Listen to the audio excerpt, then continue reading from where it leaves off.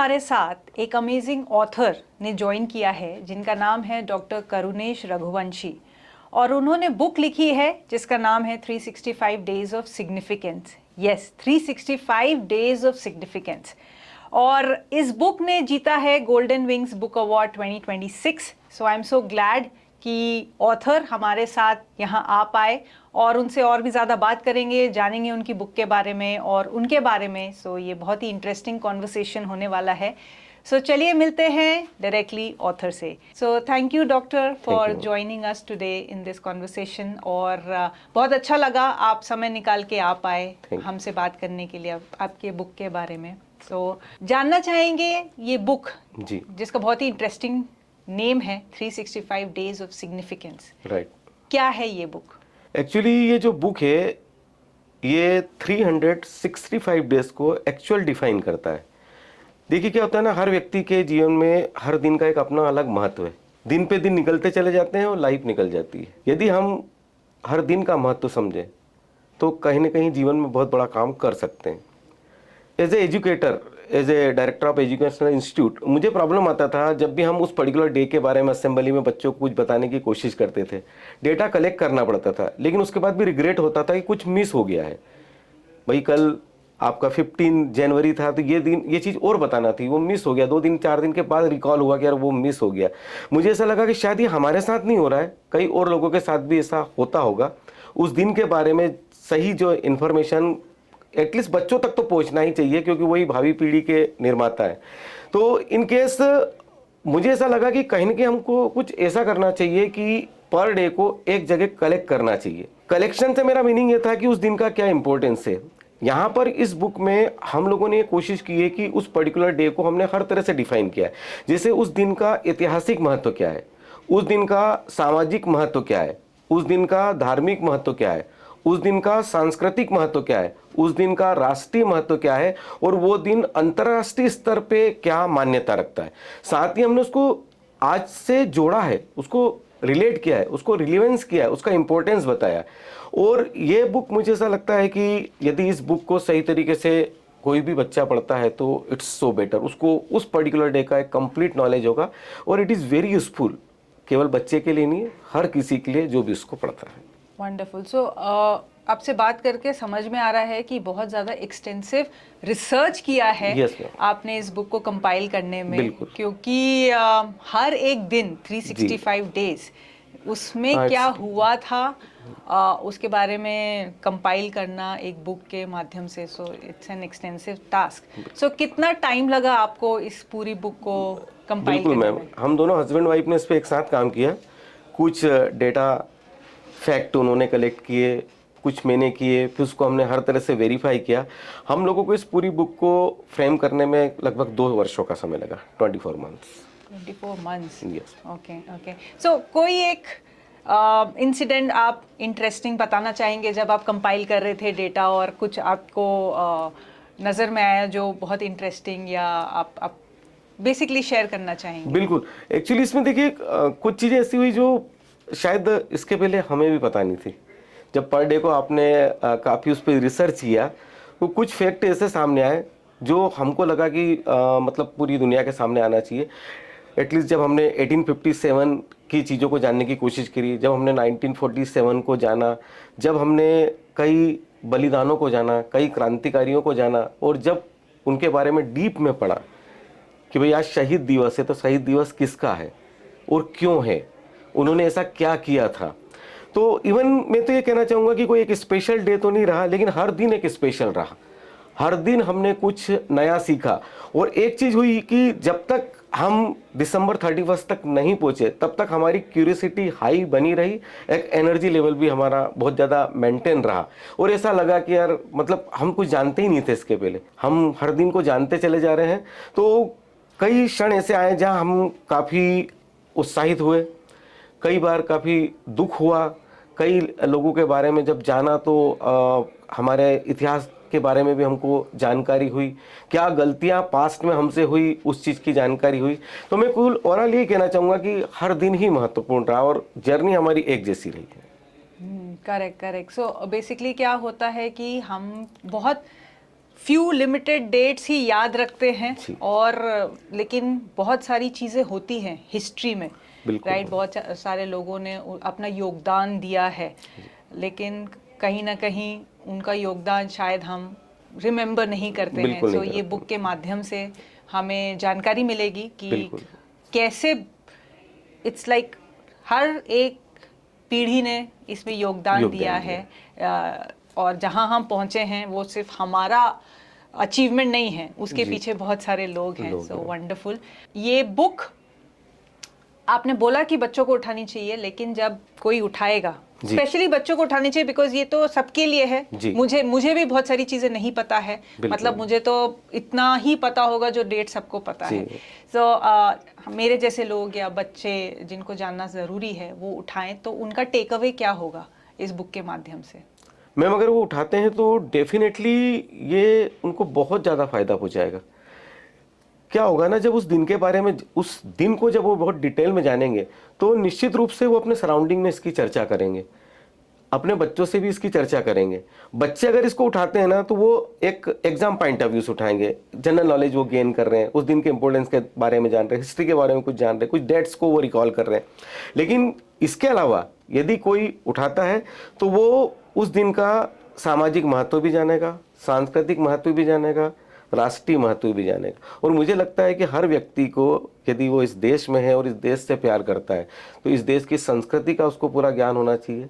हम धार्मिक भावनाएं बहुत रखते हैं, कहीं ना कहीं जो धर्म की सत्यता है वो भी हमने इसके अंदर बहुत एक सर्टिफाइड तरीके से बताई है कि यदि इस दिन ये तिथि मनाई जाती है, इस डेट को ये तिथि आती है, तो इसका एक साइंटिफिक इम्पोर्टेंस क्या है।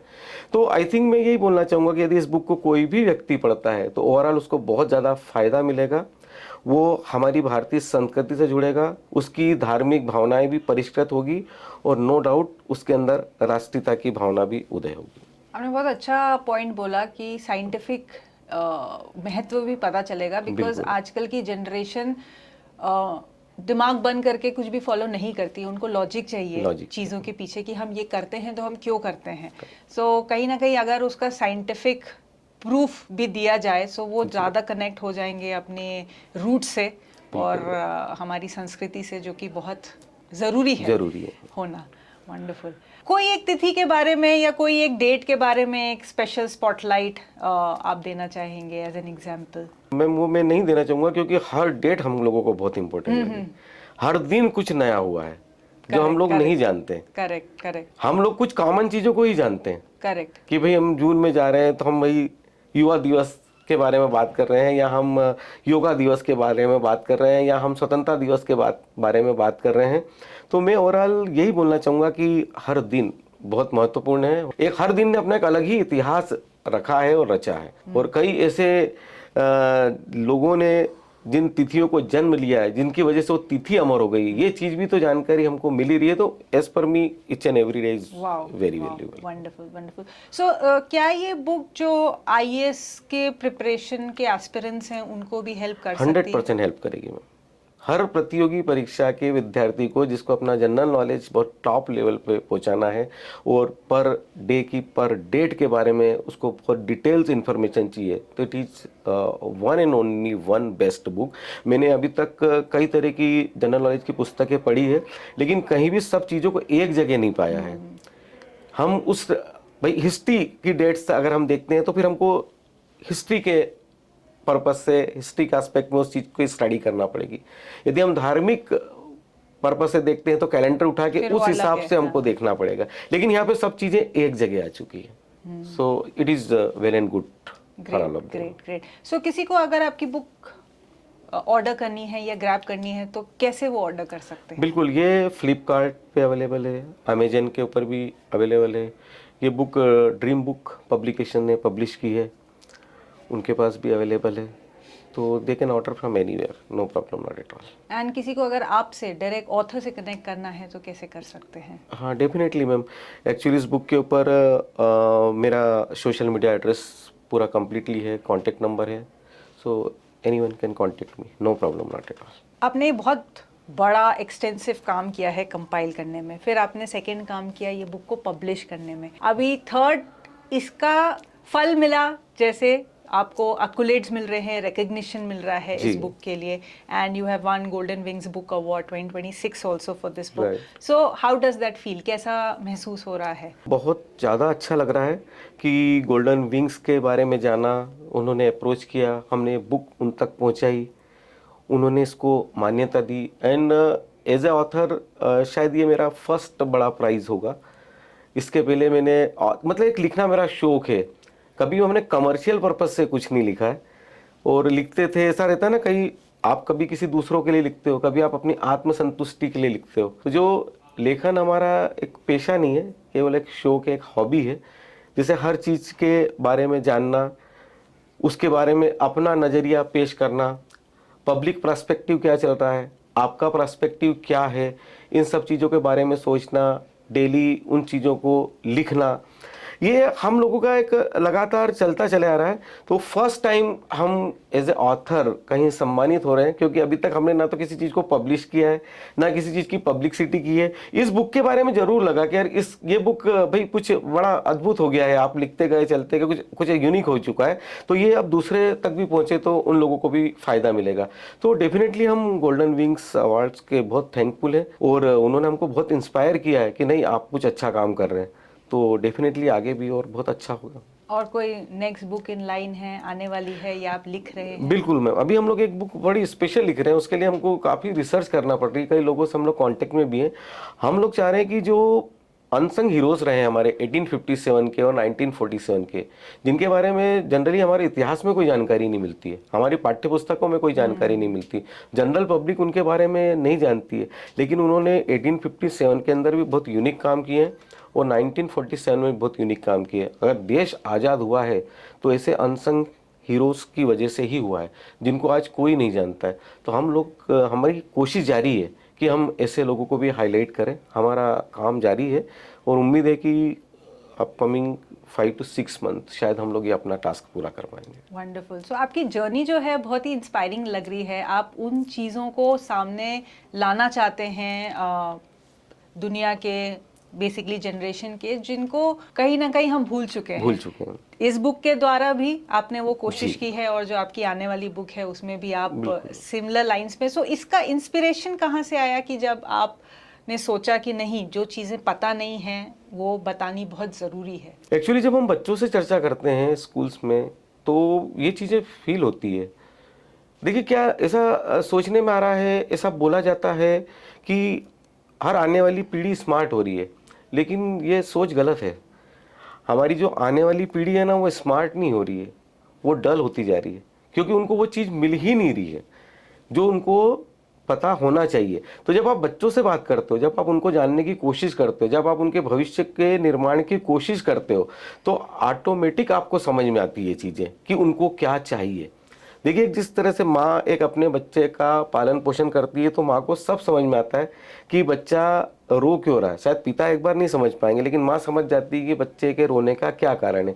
इसी तरह से जब आप एक अच्छे और सच्चे शिक्षक हैं, और जब आप वास्तविक में बच्चों का भविष्य बनाना चाहते हैं, और जब आप उनसे चर्चा करते हैं, तो ये चीज़ समझ में आती है कि उनको क्या चाहिए.